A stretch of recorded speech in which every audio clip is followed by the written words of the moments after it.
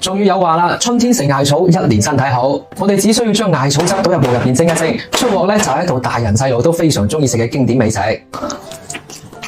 口感咧軟糯 Q 彈，而且咧仲帶住嗰啲艾草啲自然嗰啲清新嘅味道。最緊要係佢唔使調嗰個生熟箱，哪怕你未入過廚房啊，都可以輕輕鬆鬆咁整出嚟。買翻嚟嘅艾草咧，我哋先放喺盤入邊，加翻一殼鹽同埋啲清水，浸翻佢20分鐘以上。其實啲艾草葉咧都幾邋遢嘅，我哋用鹽水浸完之後咧，上面啲蟲卵同埋邋遢嘢咧就可以洗翻乾淨啦。浸好之後咧，撈出嚟烘翻乾水分。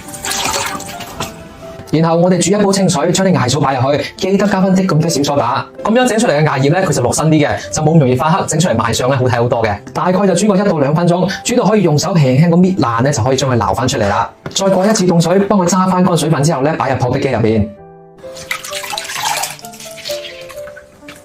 再加翻300克嘅清水同埋100克嘅白砂糖。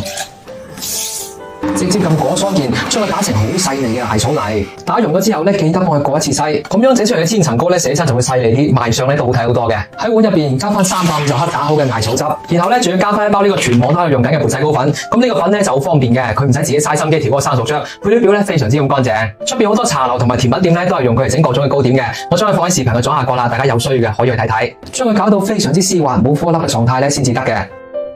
跟住落嚟咧，我哋就可以調呢個白漿啦。喺碗入邊加翻300毫升嘅椰汁、100毫升嘅牛奶同埋100克嘅白砂糖，再加翻200克嘅缽仔糕粉，同樣咧都係要搞到冇顆粒嘅狀態。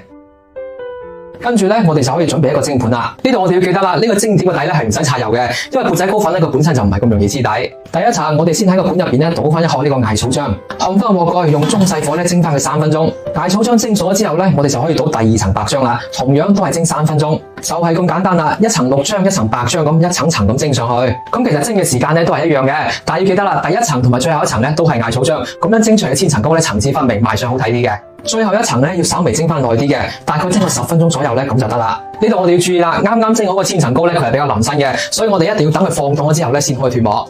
等佢完全放凍咗之後咧，喺四周圍邊邊輕輕搣一搣嚿糕咧就可以好輕鬆咁脫模啦。再將佢切成自己中意嘅形狀咧，咁就食得咯。佢食起身嘅味道咧係嗰種艾草嗰啲清新味，夾帶住嗰啲椰汁嗰啲椰香味，真係好香甜。口感咧軟糯 Q 彈咁，好睇又好食。關鍵係自己喺屋企整嘅真材實料，乾淨又衛生。學識嘅朋友仔咧都可以收藏起身試一試啦。最後咧唔好唔記得點翻讚，加翻關注啦。